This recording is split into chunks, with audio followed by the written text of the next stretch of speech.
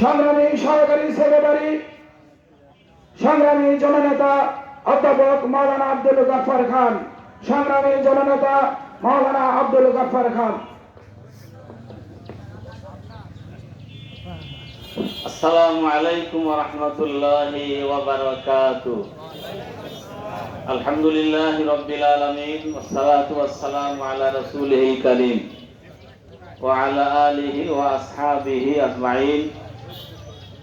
জামাত ইসলামী গয়েশপুর ইউনিয়নের আজকের এই সমাবেশের সম্মানিত সভাপতি, এই ইউনিয়নের আমির, আমার একান্ত স্নেহের সুলাইমান ফারাজি, উপস্থিত রয়েছেন আজকের এই অনুষ্ঠানের প্রধান অতিথি জামাত ইসলামীর কেন্দ্রীয় মজলিসে শুরার অন্যতম সদস্য, পাবনার গণমানুষের নেতা, পাবনার জেলা জামাতের সম্মানিত সেক্রেটারি হাফেজ মাওলানা ইকবাল হুসাইন, সদর উপজেলার আমির হযরত মাওলানা আব্দুর রব ভাই সহ নেতৃবৃন্দ, সম্মানিত উপস্থিত ভাইয়েরা, আল্লাহর শুকরিয়া যে আমরা এরকম আনন্দের সাথে উৎফুল্লভাবে, হৃদয়ে যেমন শহীদদের জন্য বেদনা তেমনি বিজয়ের আনন্দ, এই অনুষ্ঠানে আসার সুযোগ পেয়েছি। এজন্য আল্লাহ তাআলার শুকরিয়া আদায় করি, আলহামদুলিল্লাহ। গয়েশপুর ইউনিয়নে যখন পদার্পণ করি, এই গয়েশপুর ইউনিয়নের এই সেন্টারে 2015 সালের উপজেলা নির্বাচনে আমি আর ইকবাল ভাই যখন এসে দেখলাম সব আনারসের উপরে সিল মারা সব হয়ে গেছে। প্রিজাইডিং অফিসার, সহকারী প্রিজাইডিং অফিসার, পুলিং অফিসার, ওনারা বললো যে ওই এলাকার থেকে লোকজন আছে সিল মারে শুই চলে গেছে। সঙ্গে সঙ্গে কোথা থেকে সাংবাদিকেরা আসলেন, সাংবাদিকের সঙ্গে আমি আর ইকবাল ভাই কথা বলতেছিলাম, এখানে সাংবাদিকরা ছবি তুলতেছিলেন, আর একদল গুন্ডা বাহিনী আমাদের দুজনের উপরে আক্রমণ করে, ক্যামেরা কেড়ে নিয়ে যায়, সাংবাদিকদেরকে লাঞ্ছিত করে। এই ঘটনা হয়তো আপনারা অনেকে জানেন, কি বলেন? এই 15 সালের এই ঘটনা। এই এলাকায় দুলাল মাস্টারের রক্তে রঞ্জিত এই গয়েশপুরের ময়দান, মাওলানা সাদেক আলীর রক্তে রঞ্জিত গয়েশপুরের ময়দান, আমার ঝন্টুর রক্তে রঞ্জিত এই গয়েশপুরের ময়দান, শহীদ আলাল, শহীদ সিরাজের রক্ত মাখা এই গয়েশপুরের মাটি, কি বলেন? এরপরে অসংখ্য ভাই গুলিবিদ্ধ হয়েছিলেন, রক্তাক্ত হয়েছিলেন, সেই ময়দান এই গয়েশপুরের ময়দান। এই সরকার জামায়াত এবং শিবিরের এবং বিরোধী দলের অসংখ্য নেতৃবৃন্দ যখনই ময়দানে আন্দোলনে ঝাঁপিয়ে পড়েছে, সরকার তার পুলিশ বাহিনী, আওয়ামী লীগ, যুবলীগের হাতে অস্ত্র চালিয়ে আমাদের ভাইদের বুকে গুলি চালিয়েছিল, বারবার গুলি চালিয়েছে। সাইদি সাহেবের রায়ের পরে গুলি করে প্রায় 100 লোককে তারা শহীদ করেছে। আব্দুল কাদের মোল্লা ভাইকে ফাঁসি দেওয়ার সময় অনেক ভাইকে রক্তাক্ত করেছে।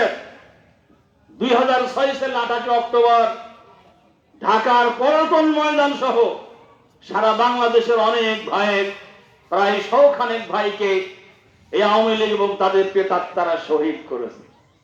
মনে করেছিল এভাবে গুলি করে করেই ক্ষমতায় থাকবো, কিন্তু এবার ছাত্র জনতার উপরে গণহত্যা চালিয়ে শেখ হাসিনা আর পার পাই নাই, কি বলে? আর জোরে বলেন। এজন্য আমরা বলতে চাই, কি অপরাধ ছিল শহীদ মাওলানা মতিউর রহমান নিজামীর, কি অপরাধ ছিল জেলার হোসেন সাইদি সাহেবের, নিরপরাধ জামাত শিবিরের নেতা কর্মীদেরকে শহীদ করার পর আজকে আওয়ামী লীগ বাংলাদেশ থেকে অবাঞ্ছিত ঘোষণা হয়েছে। শেখ হাসিনা আওয়ামী লীগের লক্ষ লক্ষ হাজার হাজার নেতা কর্মীদের শোকের সাগরে ভাসায় দিয়ে নিজে ভারতে পালিয়েছে। আমরা বলতে চাই, শেখ হাসিনার পদত্যাগ করে ইন্ডিয়ায় যাওয়ার মধ্য দিয়ে এই বাংলাদেশ থেকে আওয়ামী রাজনীতির পতন ঘটেছে। আমরা আজকে ডাকঘণ্টে বলতে চাই, গ্রাম বন্ধ, শহর নগর বন্ধ, আপনারা পাহারা দিবেন। এদেশের পুলিশ বাহিনী, সেনাবাহিনী, বিজিবি এবং সরকার, সমস্ত বিরোধী দল এক কথায় একমত, আর কোনদিন আওয়ামী লীগকে বাংলাদেশে রাজনীতি করতে দেওয়া হবে না, হবে না, হবে না, হবে না। আজকে আমি আপনাদেরকে বলে যাই, যেখানেই দেখবেন আওয়ামী লীগের লোকেরা কোন জায়গায় সংগঠিত হয়, রাস্তায় বের হয়, সঙ্গে সঙ্গে প্রতিবাদ করবেন, আমাদেরকে সংবাদ দিবেন, প্রশাসনকে বলে দিবেন, আওয়ামী লীগকে আমরা বাংলাদেশের বুকে তাদের জ্যান্ত কবর দেব ইনশাআল্লাহ। মনে করেছো তোমরা একের পর এক শেখ হাসিনার হাত, ওই হাত রক্তে রঞ্জিত, স্বৈরাচারের ওই হাত রক্তে রঞ্জিত, আমরা ওই হাতকে ভেঙে দিতে চাই। আমরা আজকে সরকারের কাছে দাবি জানাতে চাই, শেখ হাসিনা এবং তার মন্ত্রী পরিষদের এমপি এবং মন্ত্রীরা যেই যেখানেই থাক না কেন, তাদেরকে বাংলাদেশে ফিরিয়ে এনে আইনের আওতায় এনে ফাঁসির মঞ্চে ঝুলিয়ে বিচার করতে হবে।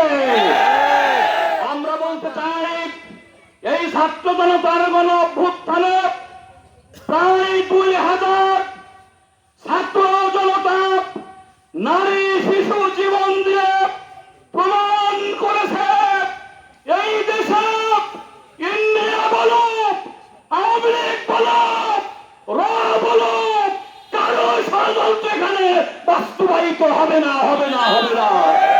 এজন্য আমরা জীবন দিয়ে, রক্ত দিয়ে দ্বিতীয় স্বাধীনতা আমরা এনেছি। এই স্বাধীনতাকে টিকিয়ে রাখার জন্য আগামী দিনে ময়দানে, সংগ্রামে ময়দানে লড়াই হবে রাজপথে। আমরা আমাদের রক্ত, এই বুকটাকে শহীদ আবু সাইদের মতো এই বুকটাকে আমরা গুলির সঙ্গে উঠিয়ে ধরে আমরা শহীদি পেয়ালা পান করতে চাই। ভাইরা আমার আছেন, আমরা ঐক্যবদ্ধ থাকি।